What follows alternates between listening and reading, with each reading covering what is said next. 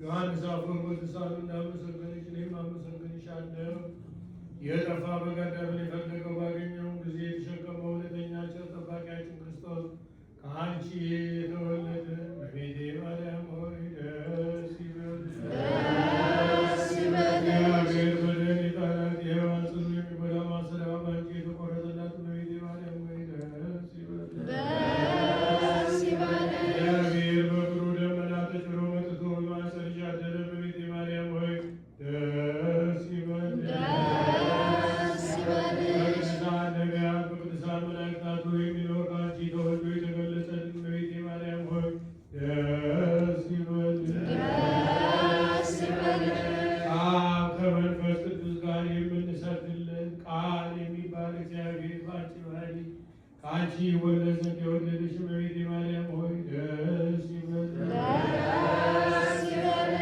ለምእመናን ወንጌልን የማስተምርለት የጌታ እናቱ እመቤቴ ማርያም ሆይ ደስ ይበልሽ። ከወለድሽው በኋላ ማኅተመ ድንግልናሽ እንዳይለወጥ አድርጎ የጠበቀሽን አማኑኤልን የወለድሽው እመቤቴ ማርያም ሆይ ደስ ይበልሽ። ማኅተመ ድንግልናሽ ሳይለወጥ ንጉሥ ክርስቶስን የወለድሽ እመቤቴ ማርያም ሆይ ሰላምታ ይገባሻል።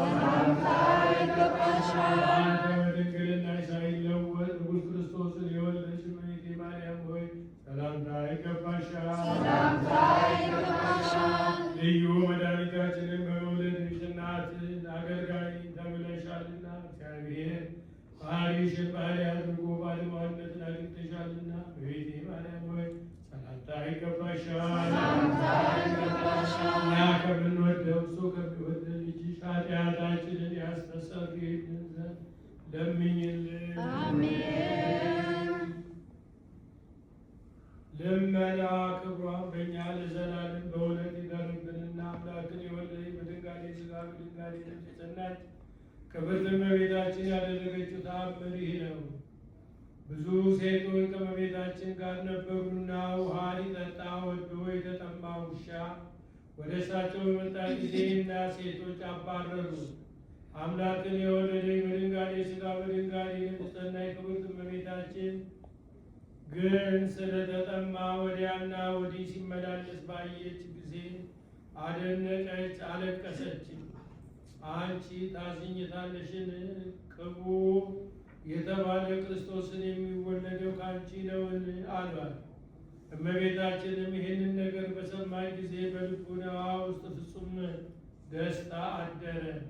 ማድጋዋን ይዛ ወደ ሩቅ ሄደችና ጫማዋን አውልቃ በጫማው ውሃ ቀድታ ያንን የተጠማ ውሻ አጠጣችው። ከሴቶቹም አንዲቱ ማደጋሽን እነሆ አጎደልሽው፣ ሐብሉም ተቆርጧል፣ ውሃም አታገኝም አለቻት።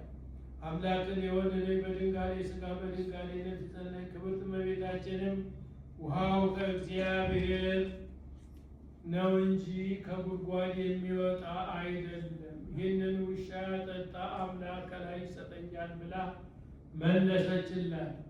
ይህን ነገር ከተናገረች በኋላም አካላዊ ቃል ከሰማያት ወርዶ ፍጥረትን ሁሉ ለማዳን በማኅፀኗ አድሮ ያለ ዘር ብእሲ በድንግል ከሷ ተወለደ።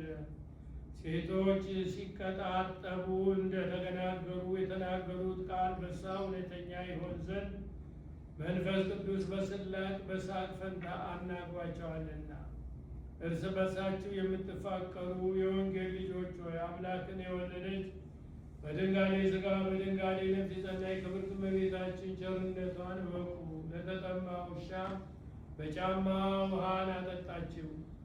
በረዳትነቷ ኃይልና አማላጅነት በሚያምኑ ልጇ በወዳጇ በፈጣሪያችን የመድኃኒታችን የኢየሱስ ክርስቶስ ሥጋና ደሙ እንደሚቀበሉትማ ምን ያህል ታደርግ ይሆን?